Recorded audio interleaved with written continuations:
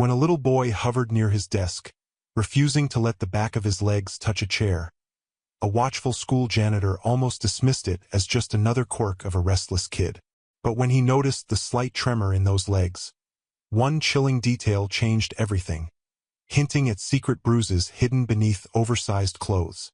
Before we dive into this tense and deeply emotional story of a quiet janitor who saw through the cracks of a broken foster system, let us know where you're watching from. And if you believe a single adult's determination can turn fear into safety, please like this video and subscribe for more stories that prove empathy can change a life forever. Mr. Wallace had spent 14 years working at Highland Oaks Elementary, a modest school set on the edge of a suburban district that prided itself on well-kept lawns and smiling staff. He was the kind of janitor most people forgot the moment they walked by him in the corridor. Teachers would nod hello, sometimes calling him sir, if they bothered to address him at all. Children scurried past, usually too preoccupied with giggling friends or urgent bathroom trips to notice the man pushing a mop and bucket. He liked that anonymity. It gave him freedom to observe without the pressure of constant small talk. He had once joked to himself that if the school building was the stage, he was the backstage crew, essential to making everything run smoothly, yet never taking a bow. He started each morning at daybreak, arriving before nearly anyone else, unlocking the doors, checking the boiler room, flicking on corridor lights so the halls would glow gently as teachers trickled in. Over the years, he'd grown skilled at anticipating the day's small mishaps. A broken faucet in the art room, a jammed locker near the cafeteria, a burnt-out bulb in the science lab. He prided himself on his thoroughness. He knew exactly where to find replacement light fixtures, which squeaky doors needed an extra dab of oil, which sections of floor would scuff the easiest when kids dragged their chairs. He also knew which teachers arrived early, rushing to prepare for that day's lesson, and which students roamed the halls first, perhaps because they found more comfort near an adult who didn't ask them to solve math problems or read aloud. He often kept mental notes on these kids, the ones who seemed a little lost or lonely, though few people realized he paid such close attention. He never pried. He believed his job was to maintain the building. But silently, privately, he had a personal code. Be watchful, be present, and if he ever sensed a child truly needed help, he would do what he could.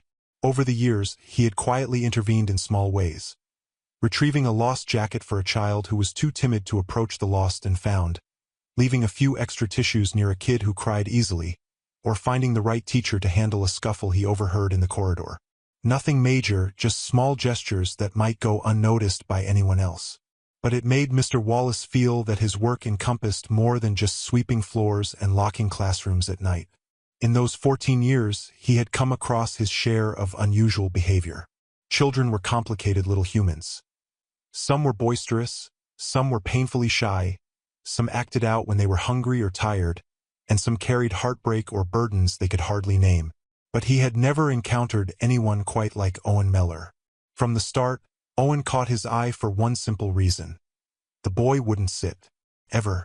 Not in the lunchroom, not on the circle rug during story time, not even at the small desk assigned to him. He hovered near the edges of the room, hugging the walls as though he wanted to fade right into them. At first glance, it looked like a quirky form of restlessness. But Mr. Wallace, who had seen many fidgety kids over the years, sensed something else. A quiet tension that spoke of deeper trouble. Owen was small, maybe 8 or 9, with a shock of unruly dark hair that sometimes flopped into his eyes. He wore clothes that seemed either hand-me-downs or simply ill-fitting. Pants slightly too short at the ankles, shirts that draped awkwardly. He usually had his arms crossed tight over his chest or folded behind him, as though protecting himself from unseen blows. On the rare occasions Mr. Wallace glimpsed his face directly, he noticed the boy's eyes carried a haunted, watchful look, as though he expected a reprimand or a worse consequence at any moment. In Mr. Wallace's earliest recollections, Owen kept to the corners of the cafeteria, leaning against a table rather than sitting. He stood behind classmates in line, avoiding direct eye contact. Whenever a teacher asked Owen to take a seat, the boy would whisper something about getting in trouble if he sat too long. That statement perplexed Mr. Wallace. Who would punish a child for sitting? Teachers might encourage movement, sure, but it was equally common to see them telling an overactive kid to sit still. Owen's words suggested the opposite, as if there was some rule outside of school about not sitting. Mr. Wallace's curiosity was piqued, but he knew from experience that pushing too hard could scare away a child who was already nervous. So he watched.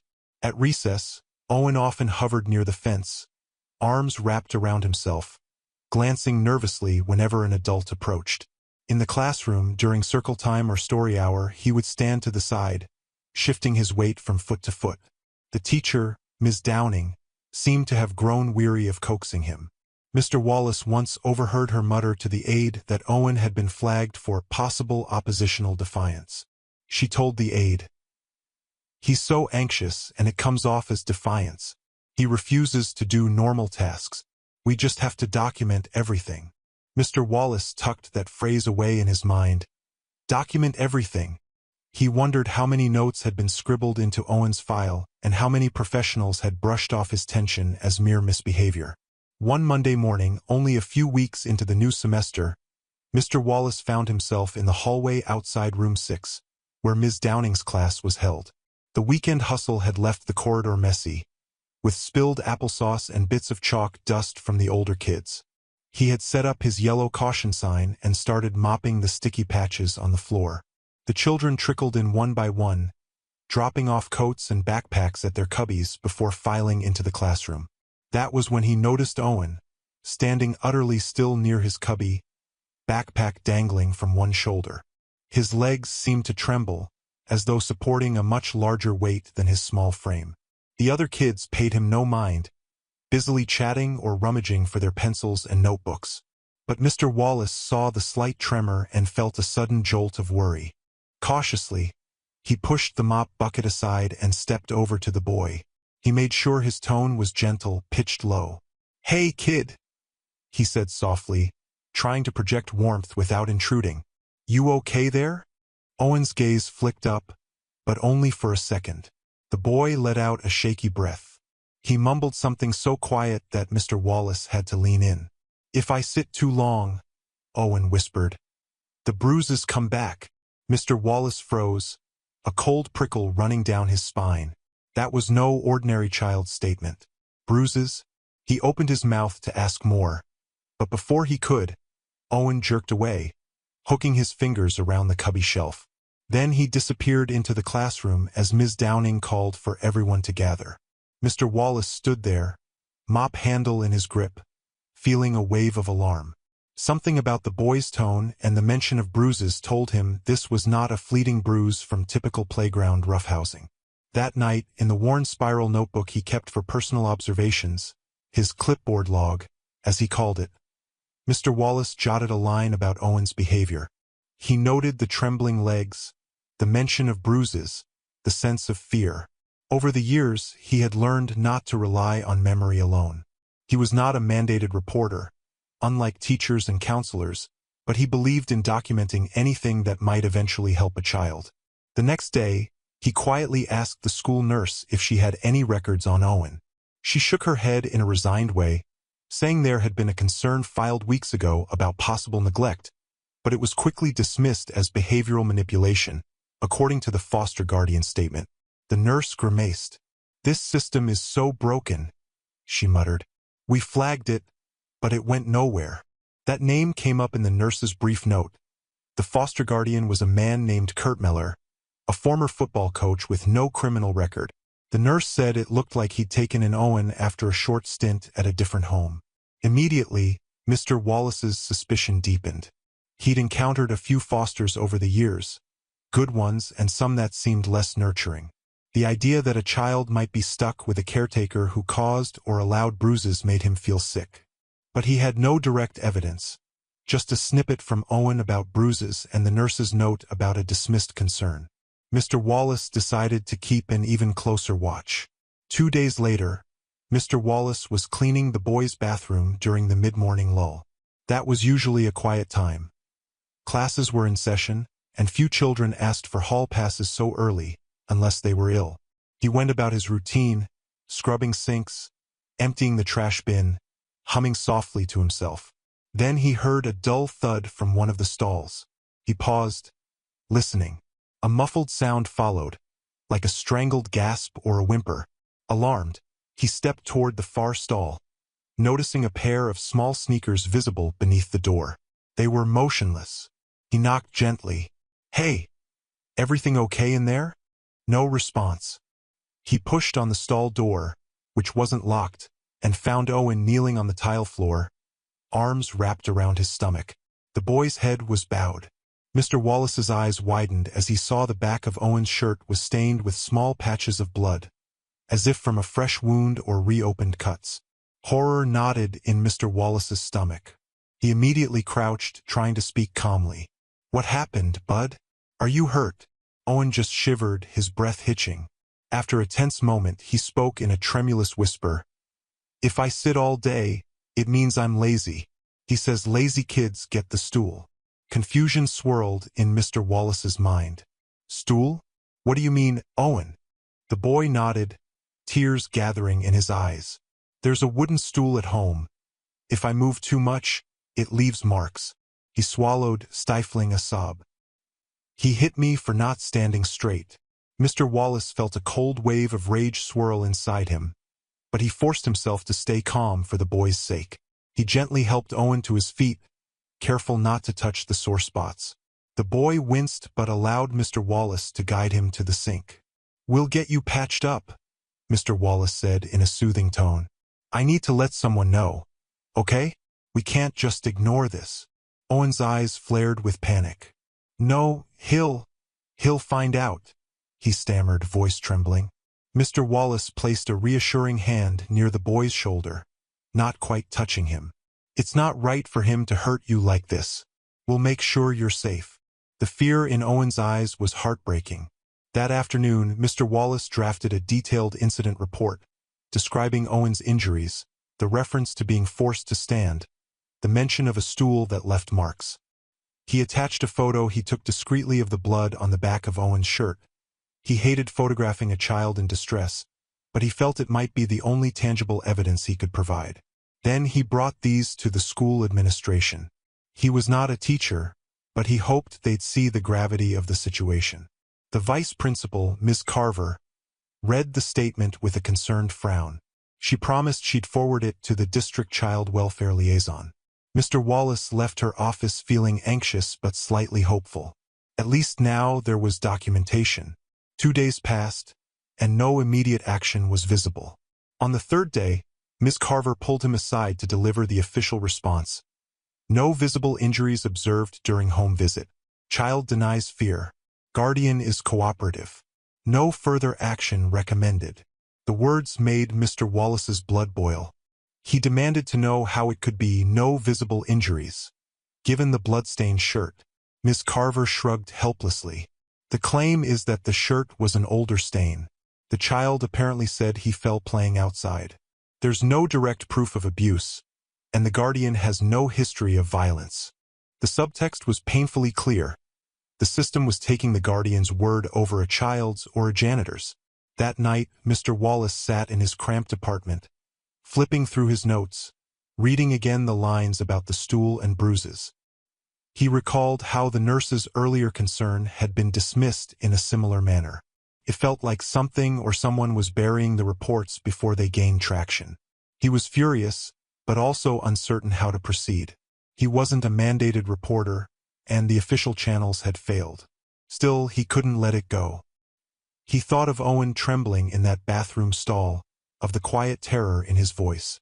Mr. Wallace decided that if the system wouldn't look deeper, maybe he needed to gather more evidence on his own, evidence that no one could ignore.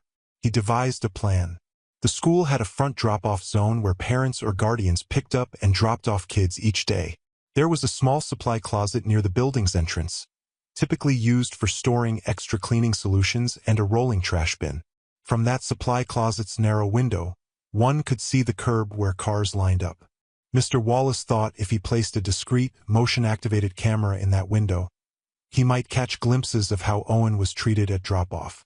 It was a risky move, probably not strictly allowed, but he rationalized that if a child was being harmed, that took precedence over concerns about privacy. The next morning, he installed a small camera, the kind he'd once used for home security in his old garage. He angled it so it captured the corner of the curb near the sign labeled, "Pickup/drop-off only." He didn't mention this to anyone, not even the nurse. Days went by without any revealing footage. Owen still arrived wearing the same anxious expression, the same rigid posture. He rarely spoke to the man who dropped him off, a tall figure with broad shoulders, presumably Kurt. Mr. Wallace combed through the camera's recordings each evening, but mostly he saw Owen stepping out of the car, then quickly walking up the sidewalk. No physical altercation was visible. He worried that maybe the real abuse happened behind closed doors in the home. Then, almost a week after he set up the camera, he found what he needed. It was early one morning, the sky still streaked pink with dawn, when Kurt's car pulled up. The camera's timestamp read 7:11 a.m. Owen got out slowly, as though each movement hurt. Then the tall man lunged forward, yanking the backpack off Owen's shoulders. The force jerked the boy's head back.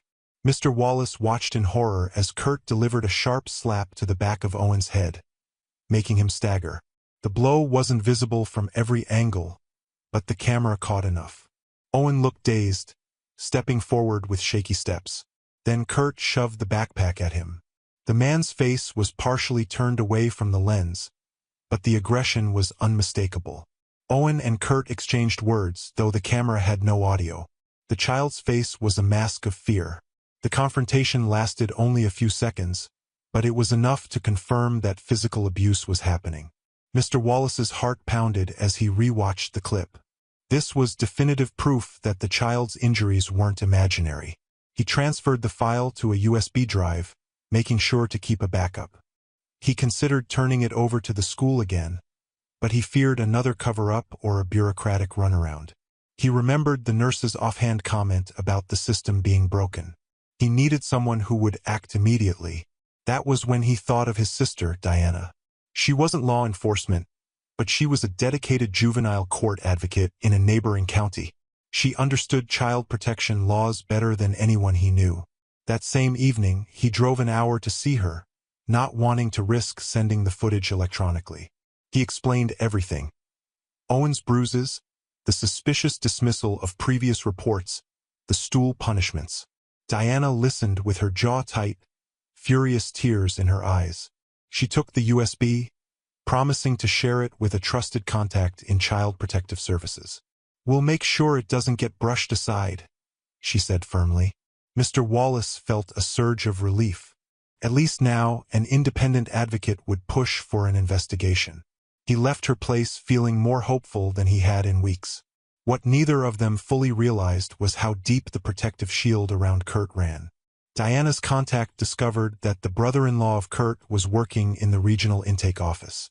He had apparently flagged prior complaints about Kurt's foster placements as unsubstantiated, enabling them to be closed quickly. 3 other children had gone through Kurt's home in the past 5 years. Each one ended up labeled defiant or manipulative, then removed to another foster arrangement for non-compliance. None of those cases had triggered official scrutiny because the injuries or negative behavior reports were pinned on the children themselves. Mr. Wallace felt physically ill when he learned that this had happened multiple times. It was an organized pattern of turning a blind eye, ensuring that no one looked too closely at Kurt's methods. But the footage Mr. Wallace had captured was undeniable. Even if the brother-in-law tried to bury the complaint, the video existed as stark visual proof. Under pressure from Diana's associates and an internal audit, the county finally took action. Within 72 hours, a new caseworker was assigned, and a police officer accompanied them to Kurt's home for a thorough inspection. This time, no superficial excuses or rushed denials were accepted.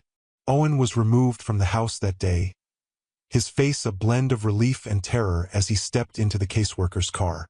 Mr. Wallace wished he could have been there to offer reassurance, but he had no direct role in that process. He could only wait for news. The next morning, news of the removal rippled through Highland Oaks Elementary. Whispers among teachers reached Mr. Wallace. Owen was out of that home, but an even more distressing complication arose. The foster system was overcrowded. No open beds were available in the immediate area, and the label on Owen's file, defiant, manipulative, high behavioral concerns, made prospective fosters wary. Many children in the system faced these difficulties, especially older kids with any mention of aggression or anxiety. Mr. Wallace felt a surge of frustration.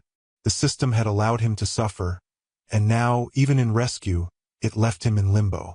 Mr. Wallace wrestled with an idea that felt both outrageous and inevitable: applying to be Owen's foster caretaker himself. He was single, with a modest income, living in a small one-bedroom apartment. He had never entertained the idea of fostering a child. But the boy had latched onto him, in a sense, trusting him in that bathroom. And Mr. Wallace felt responsible, as though fate had placed him in Owen's path for exactly this reason.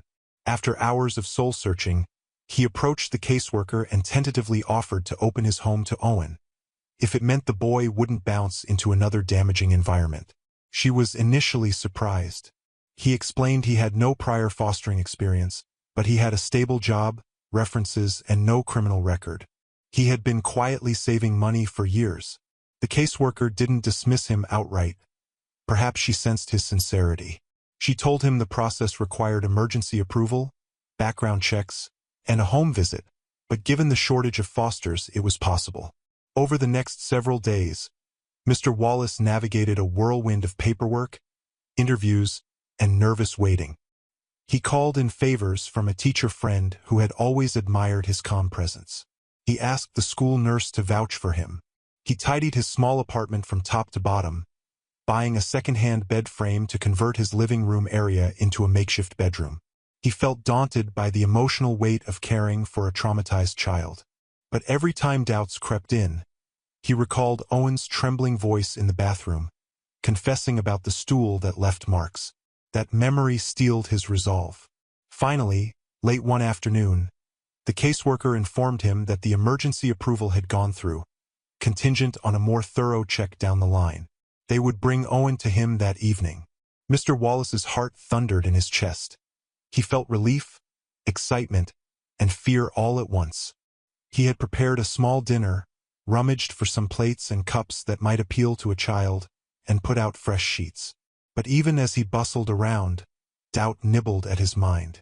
Could he really handle the emotional needs of a boy so obviously scarred? Would Owen trust him? Would it be enough to keep the child safe?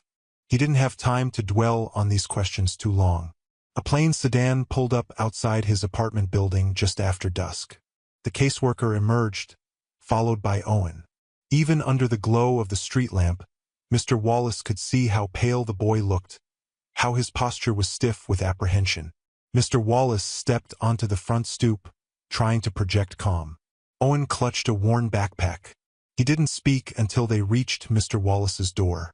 Then, as the caseworker lingered by the car, giving them space, Owen turned to Mr. Wallace and said in a tiny, trembling voice, "Are you sure I can stay? I don't want to get in trouble if I sit." Mr. Wallace felt tears prick his eyes. "You're not going to be in trouble," he said gently, guiding Owen inside. "Not here." He wished he could promise the boy a perfect life. But he knew the road ahead might be bumpy, dealing with the legalities of the case and the child's trauma. Still, the immediate sense of safety was a start. The next morning, he took Owen to school, not as a lone janitor crossing paths with a trembling student, but as his foster caretaker. The staff took note, some raising eyebrows in surprise, others offering quiet encouragement. There was no major announcement or fanfare, just hushed recognition that Mr. Wallace had stepped forward in a time of crisis. For Owen's part, he seemed unsure how to act, glancing at Mr. Wallace with confusion, perhaps waiting for a scolding that never came. On the practical side, a wave of complications arose. Mr. Wallace had to adjust his work schedule to ensure Owen had supervision. The principal allowed some flexibility, letting him come in earlier to finish major cleaning tasks so he could oversee Owen after school ended. Teachers, noticing the shift, seemed to grow more sympathetic to Owen. Some even apologized for labeling him defiant. But the school bureaucracy moved slowly. The real victory was that Owen no longer arrived with that dreaded tension in his shoulders. Bit by bit, Mr. Wallace watched the boy's posture relax. The first time he saw Owen calmly lower himself onto a cafeteria bench, albeit gingerly, He felt an odd surge of joy. The boy looked around, as if expecting a blow, but none came. Mr. Wallace realized how foreign the concept of simply sitting must have been for Owen under Kurt's rule. Yet the shadows of abuse didn't vanish overnight. Owen sometimes jerked awake from nightmares, or froze if Mr. Wallace accidentally moved too quickly around him. There were still formalities to manage.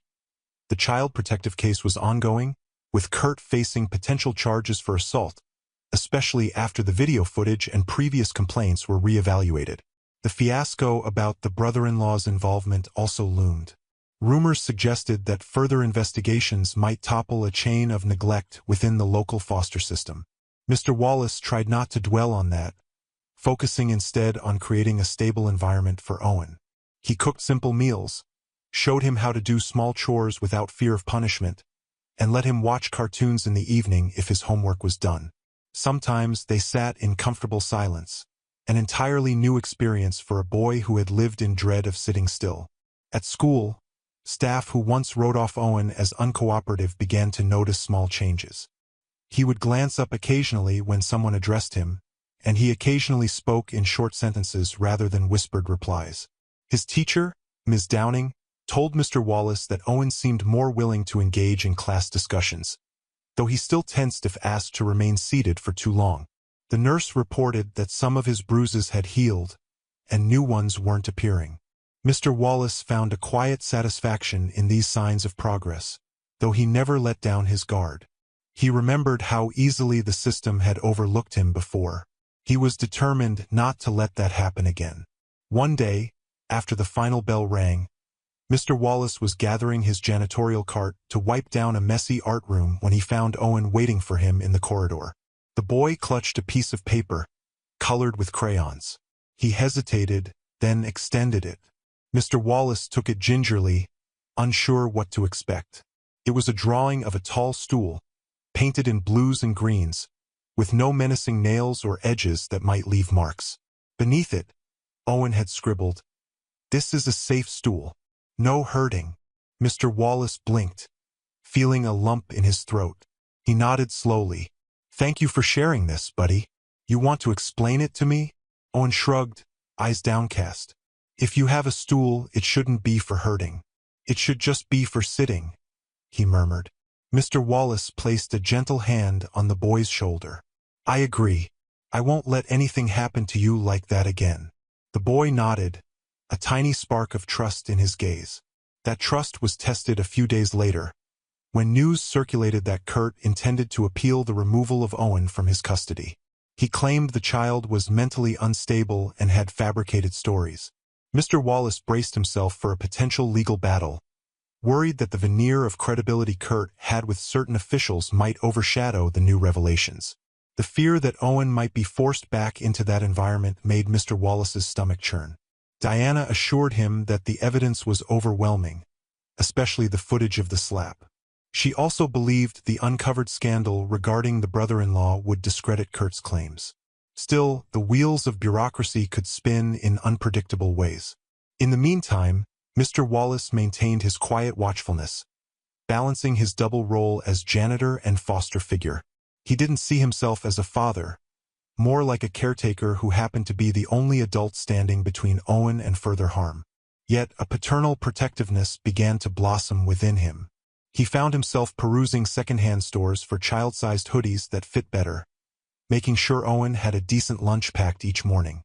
He started each day by guiding Owen in from the car, his car now, rather than letting him shuffle alone in the drop-off zone.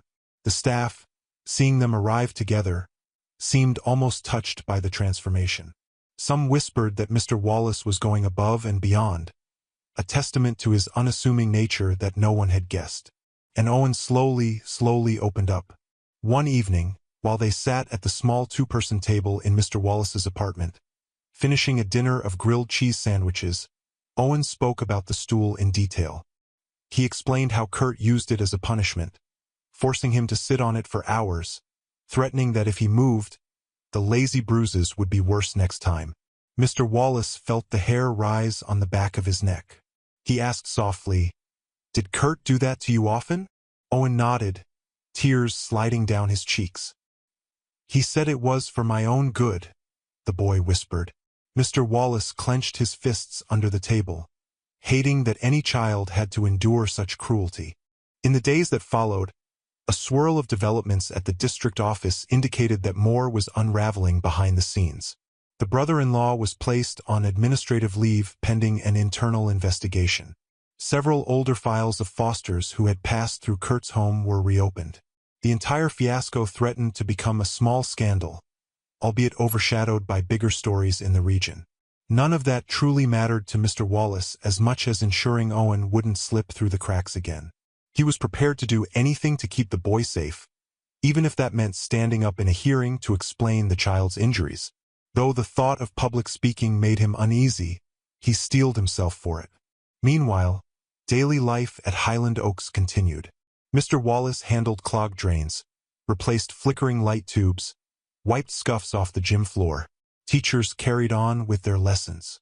The kids, including Owen, faced the usual swirl of school projects and mild dramas. Lost lunches, spelling tests, group presentations. The difference was that Owen now had a small anchor in Mr. Wallace.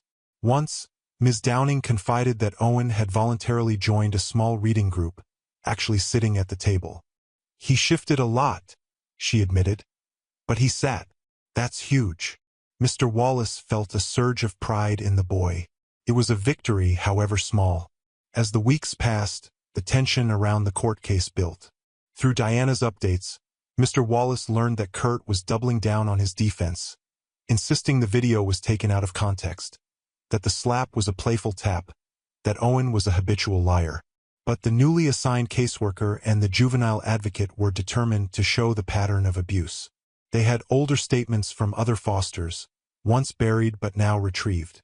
Mr. Wallace could only hope that the judge would see through Kurt's facade. He worried for Owen's emotional state. The boy sometimes asked if that man would come back to take him away. Mr. Wallace reassured him as best he could, but the question gnawed at them both. The climactic moment came on a Wednesday, after Mr. Wallace had cleaned up a major water spill in the lunchroom. He stepped into the main office to find Ms. Carver, the vice principal, beckoning him over. She wore a relieved expression. "They've closed the case," she said in a hushed tone. "Kurt lost his appeal. The charges are official. Owen's not going anywhere." Mr. Wallace closed his eyes briefly, exhaling a long breath he hadn't realized he was holding. The sense of relief was overwhelming. He pictured Owen's anxious face and the specter of the stool. Now the boy could heal without that looming threat. Ms. Carver clasped Mr. Wallace's shoulder. "I just wanted to say, thank you," she murmured. "You went above and beyond." The rest of the day felt surreal. Mr. Wallace saw Owen in the hallway after class, rummaging in his cubby. He walked up, heart thumping with quiet joy. The boy looked up warily, then noticed Mr. Wallace's gentle smile. "They said I can stay," Owen whispered, tears brimming in his eyes. Mr. Wallace nodded, swallowing the lump in his throat. He rested a hand lightly on the boy's back, mindful not to startle him. "That's right," he said. "We're heading home in a bit. And hey, if you feel like sitting on the couch tonight, you can do that as long as you want." A shaky, hesitant smile crossed Owen's face. He didn't speak, but the relief in his eyes was enough.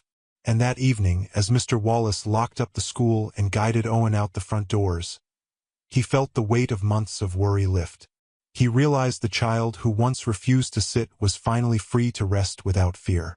The hallway lights dimmed behind them, and the glass doors reflected Owen's small frame next to the quiet janitor who had noticed what no one else had.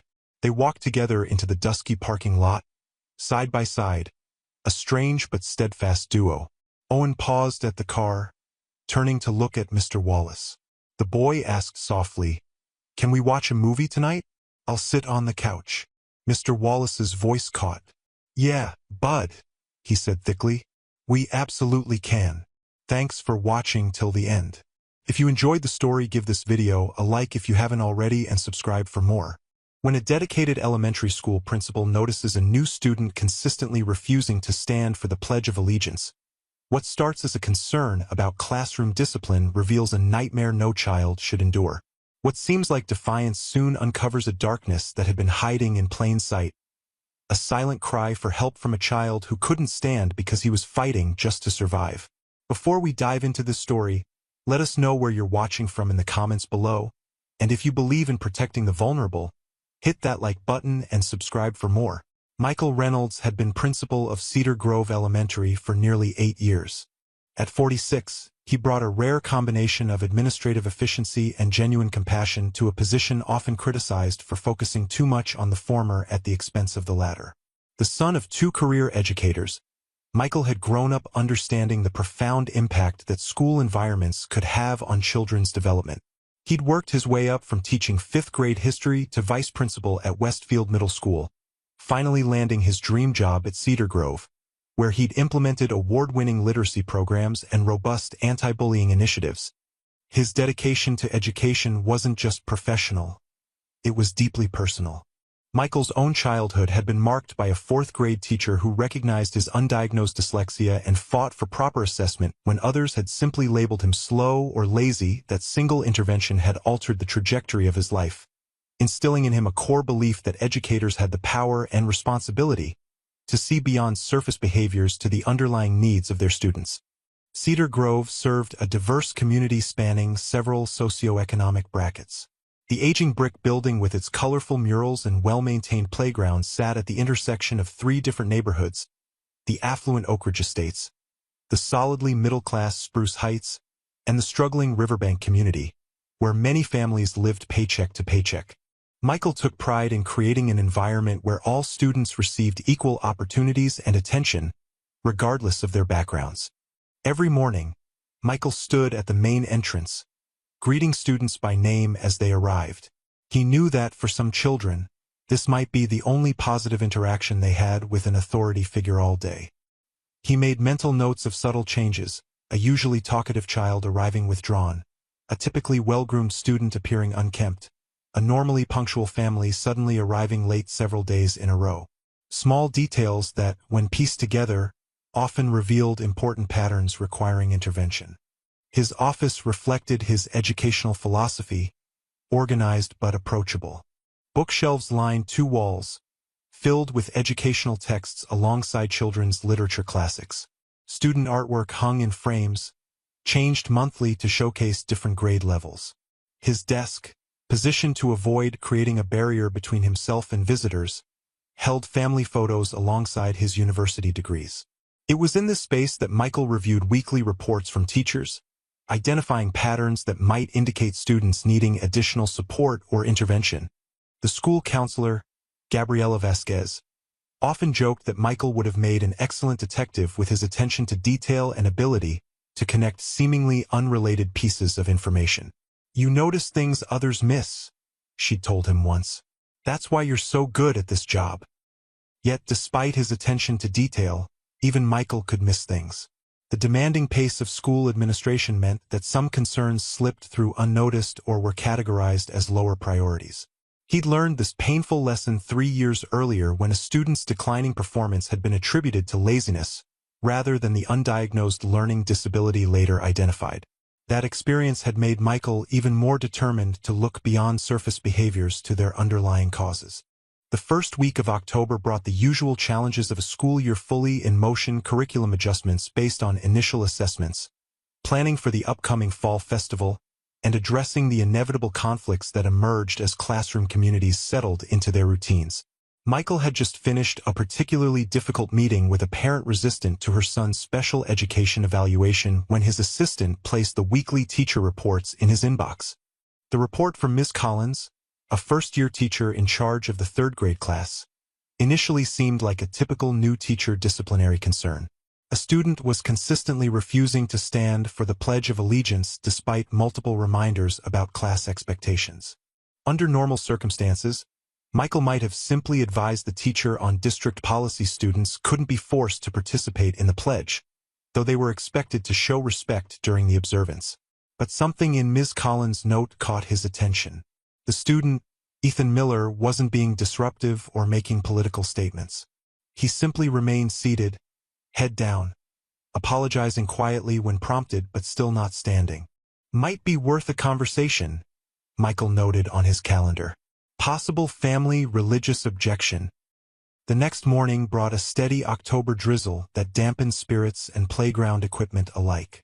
Michael handled 3 parent phone calls about transportation issues, signed off on requisition forms for classroom supplies, and managed to observe 2 classrooms before the morning announcements. As the familiar chime sounded over the intercom, he made his way to the 3rd grade hallway, casually positioning himself where he could observe Miss Collins' classroom during the pledge. Through the doorway, he could see 23 children rising from their desks as the principal's voice over the intercom led the pledge. All except one, a small boy with dark blonde hair who remained seated, staring at his desk, his thin shoulders hunched forward. Michael noticed how the child seemed to curl into himself, as if trying to become invisible. Not defiance, he realized immediately. Something else entirely. What struck Michael most was how the boy, Ethan, presumably, kept his gaze fixed downward, not making eye contact with classmates or his teacher. His posture suggested not political protest but something closer to shame or fear. As the pledge concluded and students returned to their seats, Michael observed how Ethan seemed to relax slightly, as if having survived another ordeal. After the announcements concluded, Michael moved on to his next task, making a mental note to check Ethan's file later that day. But the image of the boy's downcast posture stayed with him, a detail that felt significant in ways he couldn't yet articulate. During his lunch break, Michael reviewed Ethan Miller's sparse records. The boy had transferred to Cedar Grove just 3 weeks earlier from a school district across the state. His previous academic reports showed average performance with notes about potential not being reached, and inconsistent homework completion. Attendance had been spotty, with multiple Monday absences and early dismissals. The emergency contact form listed only his father, James Miller, with no secondary contacts, no mother, no grandparents, no family friends.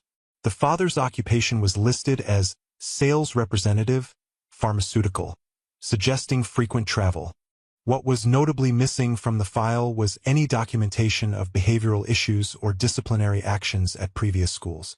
If Ethan's refusal to stand for the pledge was rooted in some form of protest or oppositional behavior, one would expect to see patterns of similar incidents in his history.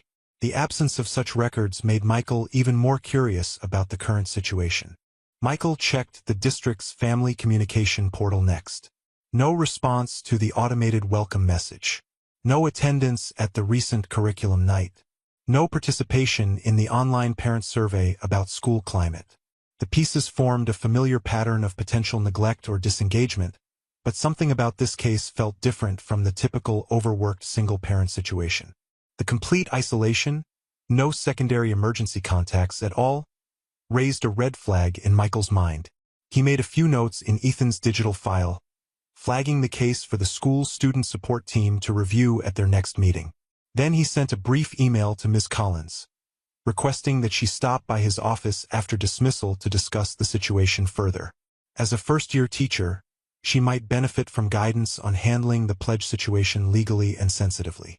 The afternoon brought a minor crisis, a 5th-grade science experiment gone awry that left a classroom smelling strongly of vinegar and baking soda, followed by a conference call with district administrators about upcoming standardized testing protocols. By the time Ms. Collins knocked on his door after the final bell, Michael had to consciously shift his focus back to the matter of Ethan Miller and the pledge. Amanda Collins stood in his doorway, her expression revealing the mix of determination and self-doubt common to first-year teachers facing their first significant classroom challenges. At 24, she brought fresh enthusiasm and innovative ideas to her role, but lacked the experience to distinguish between routine educational hurdles and genuine causes for concern. "Thank you for making time," Michael said, gesturing to the chair across from his desk. "I wanted to touch base about Ethan Miller and the pledge situation." Ms. Collins nodded, setting her planning binder on her lap. "I don't want to make a big deal about the pledge thing," she began, perching on the edge of the visitor's chair. "I know legally we can't force him to stand, but it's affecting classroom culture. The other kids have started whispering about it." "Have you spoken with Ethan directly about it?" Michael asked. Briefly, after class yesterday. He just kept apologizing but wouldn't explain why he won't stand. She adjusted her glasses. A habit Michael had noticed during her interview. I'm not sure if it's a cultural or religious thing, or if he's picking up on something political from home. Michael nodded. Tell me more about Ethan generally. How's he adjusting to Cedar Grove? Miss Collins twisted a silver ring on her right hand, another nervous habit. That's partly why I'm concerned. He's so quiet, almost never speaks unless directly asked a question. No behavior problems, but he doesn't engage with other students during group work or at recess. He seems exhausted most of the time. Exhausted how? He falls asleep in class at least 3 times a week. I've had to wake him gently several times. He apologizes profusely when this happens. Seems genuinely upset about it rather than just being caught. She flipped open her binder to a page of handwritten notes. I started tracking when it happens. It's usually mid-morning or right after lunch. Never during engaging activities like art or science experiments, usually during independent reading or seat work. Michael made notes as she spoke, creating a more detailed picture of Ethan's school experience. Anything else? Homework completion? Test performance? His work is inconsistent. When he completes assignments, they show real intelligence and creativity. But he often doesn't turn things in. No parent signature on his reading log either. Despite reminders, she paused, then added, I've tried calling the contact number for his father twice. Both times it went to voicemail, and there's been no response. What about lunch? Personal care? Anything concerning there? Miss Collins hesitated, as if weighing whether certain observations were relevant or important enough to share. He always wears the same 2 outfits in rotation, clean but worn. Never has a packed lunch, always takes school lunch. And she paused, as if deciding whether to continue. Go on, Michael encouraged. Even small details can be important. He hoards food. I've caught him slipping items from the lunch line into his pockets. Packaged foods that won't spoil. Crackers, fruit cups, cereal bars. When I gently asked about it, he looked terrified and promised not to do it again. I told him it was okay. I just wanted to understand, but he completely shut down. The alarm bells in Michael's mind grew louder. Food hoarding in children was often associated with food insecurity at home, never knowing when the next meal would come. Combined with the exhaustion, inconsistent academic performance, and social withdrawal, the pattern suggested potential neglect at minimum. And about the pledge, it's not like he's making some kind of political statement or being disruptive. When I spoke to him privately about participating, he just looked down and whispered that he was sorry. But he couldn't stand up. Not wouldn't. Couldn't. That distinction immediately caught Michael's attention. Couldn't? Did he elaborate? No. He just repeated that he was sorry. I didn't push it because he seemed so distressed. Ms. Collins looked genuinely worried now. I'm starting to think this isn't about the pledge at all. But I don't know what it is about. Michael thanked Ms. Collins for her observations and promised to follow up personally. He reassured her that she'd done the right thing by bringing these concerns forward, especially the detail about Ethan saying he couldn't stand rather than refusing to do so. After she left, he sat at his desk, troubled by the accumulating signals. Children who couldn't stand might have physical injuries or medical conditions. Combined with the other warning signs, food hoarding, exhaustion, isolation, the picture becoming clearer was deeply concerning. He decided to meet with Ethan the following morning, but fate accelerated his timeline. As he walked the halls during last period, checking in on classrooms, Michael passed the boys' bathroom just as a pained cry echoed from inside. He pushed the door open to find Ethan Miller struggling to pull himself up from the floor, his face contorted in what appeared to be significant pain. Ethan? Are you all right? Michael asked, immediately crouching beside the boy. Ethan's head snapped up, his eyes widening with unmistakable fear. I'm fine, sir. Just slipped. The words came out rehearsed, automatic. Michael noticed immediately how the boy's right pant leg was hiked up slightly, revealing a glimpse of mottled bruising around his ankle before Ethan quickly tugged the fabric down. The bathroom floor was dry, offering no explanation for a slip. "Let me help you up," Michael offered, reaching out slowly. No. The panicked response was immediate, followed by a softer, "No thank you. I can do it." Michael watched as Ethan used the sink to laboriously pull himself upright, noticing how the boy put all his weight on his left leg, barely allowing his right foot to touch the ground. Once standing, Ethan kept his right hand pressed against the wall for support, his breathing shallow and controlled as if managing significant pain. "Ethan, I think we should have the nurse take a look at your leg. It seems like you're in pain." "It's nothing," the boy insisted, his voice tight. "Just a bruise from soccer." The lie was obvious. Ethan wasn't participating in any sports according to Ms. Collins' observations about recess, and his reaction was disproportionate to a simple playground injury. Michael had seen enough childhood injuries during his career to recognize the difference between typical playground mishaps and something more serious. "I understand you might be nervous about seeing the nurse, but it's important to check injuries properly," Michael said gently. "I'll walk with you there." Recognizing he had no choice, Ethan nodded reluctantly. The walk to the nurse's office, normally less than a minute from the bathroom, took nearly 5 as Ethan hobbled slowly beside Michael, wincing with each step despite his efforts to hide his pain. Michael noticed how the boy kept glancing anxiously at the clock in the hallway, as if fearful of a deadline approaching.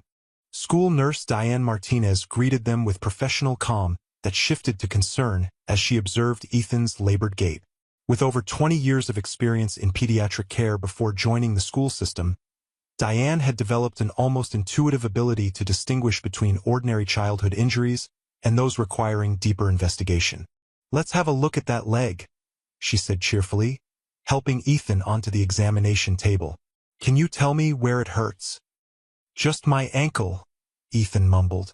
"I twisted it." Michael and Diane exchanged a knowing glance. The boy's difficulty walking suggested pain extending well beyond a simple twisted ankle. "I need to check your range of motion," Diane explained. "Can you roll up your pant leg for me?" Ethan's hands froze on the fabric, his face draining of color. "It's just a bruise," he repeated, his voice barely audible. "Ethan," Michael said softly, "we need to make sure you're okay. Ms. Martinez is just going to look at your leg to make sure nothing's broken. Would it help if I stepped out for a moment?" The boy shook his head quickly. "Don't call my dad, please. He's working. He gets really mad about interruptions." Another red flag. The panic in Ethan's voice when mentioning his father was unmistakable. Not the typical child's concern about parental inconvenience, but something closer to genuine fear. "We're just checking your injury for now," Diane assured him. "Let's start there, okay?" With visible reluctance, Ethan slowly rolled up his pant leg, revealing what caused both adults in the room to struggle to maintain their professional composure. His lower leg and ankle were mottled with bruises in various stages of healing, fresh purple marks overlapping older yellowish ones. More alarming was the unnatural angle of the ankle, suggesting a possible fracture that had not received proper medical attention. The swelling around the joint was significant, indicating an injury days old at minimum. "Oh, honey," Diane breathed, quickly recovering her professional demeanor. "This looks painful. How did this happen?" "I fell down the stairs," Ethan replied, the rehearsed quality of his answer evident. "At home. Last week." Diane gently palpated around the injury, noting Ethan's winces. "And did you see a doctor after your fall?" Ethan shook his head. "Dad said to just ice it, that it would get better." Michael watched as Diane conducted a thorough examination, documenting everything with clinical precision. She tested range of motion, checked pulses in the foot, and assessed sensation, all while maintaining a conversational tone that helped keep Ethan relatively calm. When she asked Ethan to remove his shirt to check his upper body for other injuries, the boy's terrified resistance confirmed their growing suspicions. Only after several minutes of gentle reassurance did he comply, revealing a torso marked with additional bruises in patterns inconsistent with typical childhood accidents, finger-shaped marks on his upper arms, distinctive linear bruising across his back consistent with being struck by an object. "Did you fall more than once?" Diane asked carefully, photographing the injuries with the office's medical documentation camera. Sometimes I'm clumsy, Ethan whispered, staring at the floor. Dad says I don't pay attention to where I'm going. Following established protocol for suspected abuse, Diane completed her examination while Michael stepped into the adjoining office to make two critical phone calls, one to Child Protective Services and another to the district's legal counsel. The evidence before them necessitated immediate action under mandatory reporting laws. As a school administrator, Michael was all too familiar with the reporting process, having made similar calls several times throughout his career. Each case was heartbreaking, but something about Ethan's situation, perhaps the quiet resignation in his eyes, or the elaborate efforts he'd made to hide his injuries, felt particularly devastating. When Michael returned, Diane was helping Ethan put his shirt back on, maintaining a light conversation about superheroes that seemed to marginally relax the boy. She caught Michael's eye and gave a slight nod, confirming she'd documented everything necessary for the report. Ethan, Michael said, taking a seat beside the examination table. Ms. Martinez thinks we should get your ankle checked at the hospital. Those stairs must have been pretty tough on you. Fear flashed across Ethan's face. My dad won't like that. He says hospitals are expensive and ask too many questions. The statement hung in the air, its implications unmistakable.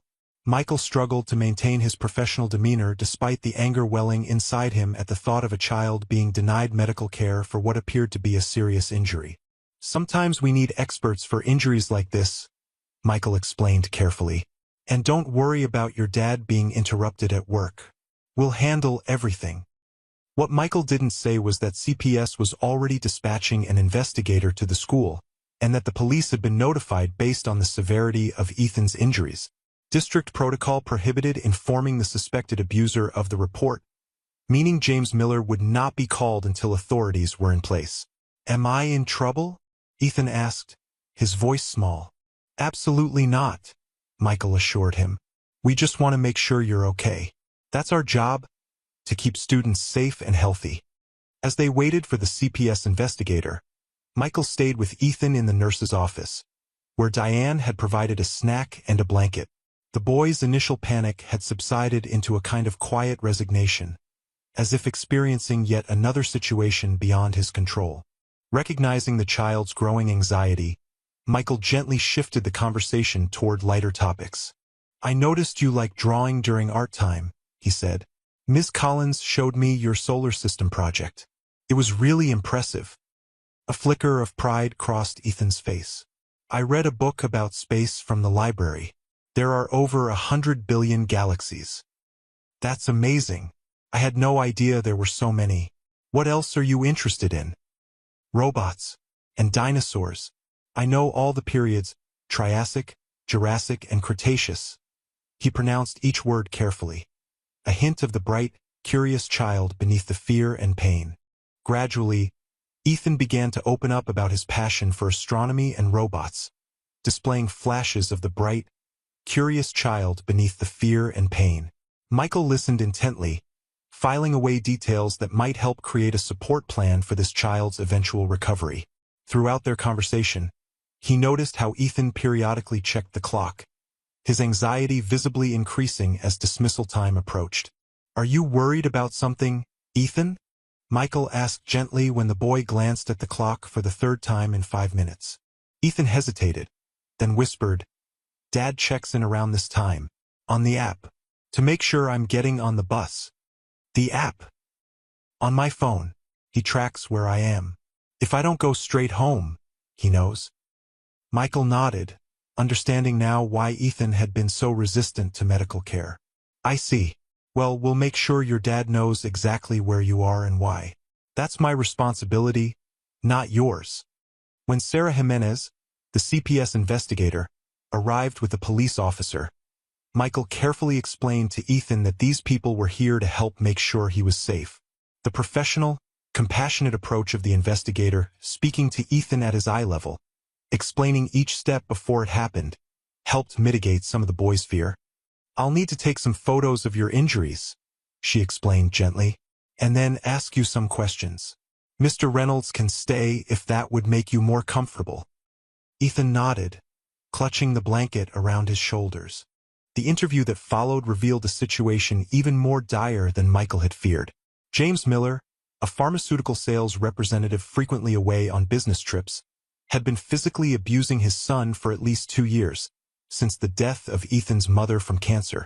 The abuse had escalated recently following the father's increased alcohol consumption.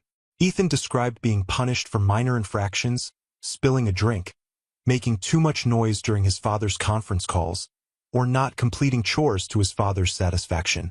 The most recent injury, the ankle that prevented him from standing for the pledge, had occurred 4 days earlier when his father had pushed him down the stairs after finding unwashed dishes in the sink.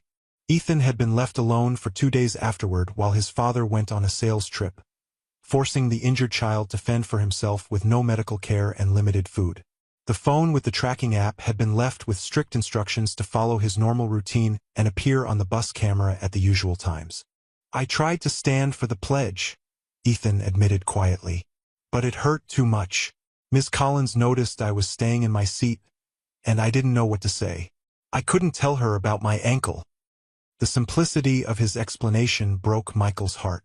A child enduring significant pain, afraid to explain why he couldn't stand for a routine patriotic observance, for fear of exposing abuse at home. The pledge issue that had initially drawn attention to Ethan's situation seemed almost trivial now compared to the suffering he'd been enduring. By evening, Ethan had been transported to Children's Hospital for proper medical treatment of his ankle and documentation of his other injuries. Emergency custody orders had been implemented, and police were waiting at James Miller's home to arrest him upon his return. Michael remained at the hospital until Ethan's emergency foster placement had been arranged, wanting to ensure the boy understood he wouldn't be left alone again. The hospital room, with its beeping monitors and antiseptic smell, provided a stark setting for the conversation. Ethan's ankle had been properly set and casted, his other injuries documented and treated. Pain medication had eased his discomfort, allowing the first truly relaxed expression Michael had seen on the child's face. "Will I come back to Cedar Grove?" Ethan asked as a kind-faced social worker prepared to take him to his temporary home. "Absolutely," Michael promised. "Your desk will be waiting for you, and when you're ready, we can find you some books about those 100 billion galaxies." A ghost of a smile crossed Ethan's face, the first genuine smile Michael had seen from him. "And robots." "And robots," Michael confirmed. "As many as the library has." The weeks that followed were challenging on multiple fronts. Michael coordinated with district officials to implement support services for Ethan's eventual return. He worked with Ms. Collins to help her process her own feelings about the situation, the guilt common to teachers who discover abuse, the second-guessing about missed signs, the anger toward systems that fail to protect children, while preparing her to support Ethan and address questions from other students. And he found himself reflecting on how a child's suffering had continued for weeks within his school before being discovered. James Miller's arrest made local headlines, bringing unwanted attention to the school. Michael fielded calls from concerned parents and reporters, carefully protecting Ethan's privacy while assuring the community that proper protocols had been followed once the abuse was discovered. Though many praised the school's intervention, others questioned why the abuse hadn't been identified sooner, a question Michael himself struggled with during sleepless nights.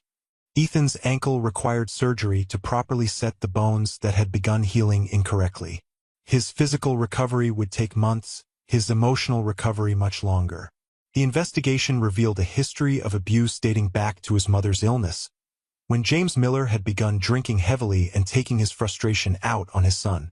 Each move to a new town had been triggered by growing suspicions at previous schools or from neighbors, allowing the abuse to continue as records and concerns failed to follow them across district lines. 1 month after the intervention, Michael received clearance to visit Ethan at his foster home. The suburban house with its well-tended garden and basketball hoop in the driveway stood in sharp contrast to the sparse apartment where Ethan had suffered in isolation. The foster parents, David and Teresa Kaplan, were experienced in caring for traumatized children and had created a structured, supportive environment for Ethan's recovery. The boy who greeted Michael was noticeably different from the frightened child he'd helped in the school bathroom. Though still thin, Ethan's face had lost its hollowed-out appearance. His injured leg was encased in a bright blue cast covered with signatures and drawings from his therapy group. Most striking was how he made eye contact now, no longer staring at the floor when speaking to adults. "Mr. Reynolds, did you bring the books?" Ethan asked, his voice stronger than Michael had ever heard it. Michael smiled, handing over 2 astronomy books he'd selected from the school library. "I checked these out for you. Ms. Collins and your classmates made something for you too." He presented a handmade card signed by everyone in the 3rd grade class, along with a small model solar system they'd constructed in science class. The gesture had been Ms. Collins' idea, a way to maintain Ethan's connection to his classroom community during his absence. "They miss me?"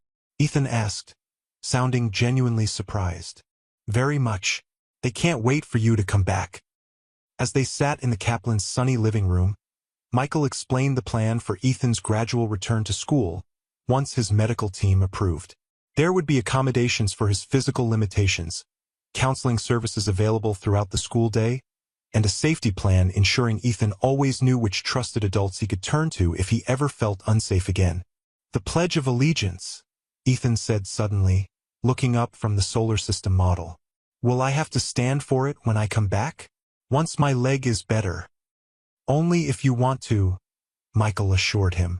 "That's your choice." Ethan nodded thoughtfully. "I think I will want to, but what if sometimes it's hard? What if sometimes I remember things and get scared again?" "Then you do whatever feels right that day," Michael said, "and we'll understand." 3 weeks later, Ethan returned to Cedar Grove on a part-time schedule, attending mornings only while continuing afternoon therapy sessions. His blue cast had been replaced with a walking boot that allowed him greater mobility. Ms. Collins had prepared the class for his return, emphasizing Ethan's bravery while respecting his privacy regarding specific details of his situation. On his first morning back, Michael stood at the classroom door during announcements, watching as Ethan carefully pushed himself to his feet during the pledge, leaning slightly on his desk for support. The simple act of standing, physically possible now that his injuries were healing properly, emotionally possible now that he was beginning to feel safe, represented a victory that brought unexpected tears to Michael's eyes. The case had prompted significant changes at Cedar Grove and throughout the district. Transfer protocols were overhauled to ensure more thorough communication between schools. Staff received additional training on recognizing signs of abuse and neglect. A new system tracked attendance patterns and parent engagement across schools to identify potential concerns earlier. Most significantly, Michael implemented a whole child check-in program where support staff conducted brief, one-on-one wellness conversations with every student each semester, creating regular opportunities for children to disclose concerns in a safe environment. The program was quickly adopted district-wide after showing promising results in its first implementation. 6 months after the intervention, Michael attended a custody hearing for Ethan. James Miller had been convicted on multiple counts of child abuse and faced years in prison. The court was considering permanent placement options for Ethan, with the Kaplans expressing interest in becoming his long-term guardians. In the courthouse hallway, Ethan approached Michael without his previous limp, though physical therapy would continue for several more months. "Mr. Reynolds? I made this for you." He handed over a carefully drawn picture of a school building with a flag out front. In childish block letters across the top were the words, "Thank you for seeing me." "This is beautiful, Ethan. I'll hang it in my office," Michael said, genuinely moved by the gesture. "The Kaplans might adopt me," Ethan confided, a mix of hope and uncertainty in his voice. "If the judge says it's okay." "How do you feel about that?" "Good, I think. They don't get mad when I make mistakes. And Teresa helps me with math homework. And their house has lots of food. Always." The simple statement, "Their house has lots of food. Always," encapsulated the tragic deprivation this child had endured and the basic security he now cherished. "They sound like wonderful people," Michael said. "You deserve a family that makes you feel safe." The hearing concluded with the judge approving the Kaplans as Ethan's pre-adoptive placement, meaning they would maintain guardianship with the intent to adopt once legally possible. Outside the courtroom, Michael watched as Ethan walked between David and Teresa Kaplan, no longer the isolated, frightened boy who couldn't stand for the pledge but a child beginning to reclaim the childhood that had been stolen from him. Back at Cedar Grove, Michael hung Ethan's drawing in a prominent spot in his office, a daily reminder of why seemingly small details, a student not standing, a pained expression, a rehearsed excuse, demanded attention and follow-through. In his weekly journal, where he reflected on professional challenges and successes, Michael wrote, "Our systems can only protect children if we're willing to see the warning signs, ask the difficult questions, and take action even when it's uncomfortable. Ethan's case reminds me that looking deeper isn't optional. It's our most fundamental responsibility." The following school year brought a new group of students to Cedar Grove, including several transfers from other districts. During the first week's morning announcements, Michael stood in the main hallway, observing classrooms through open doors as the Pledge of Allegiance played over the intercom. In Ms. Collins' classroom, now filled with a new group of third graders, he spotted Ethan visiting as a special helper. The boy stood tall beside his former teacher, hand over heart, his once injured leg now bearing his weight without difficulty. In that moment, Michael understood that recovery wasn't instant, but the foundation for safety had finally been laid, allowing the slow work of healing to begin. The path ahead remained challenging, but for the first time, the possibility of sunlight felt real and attainable.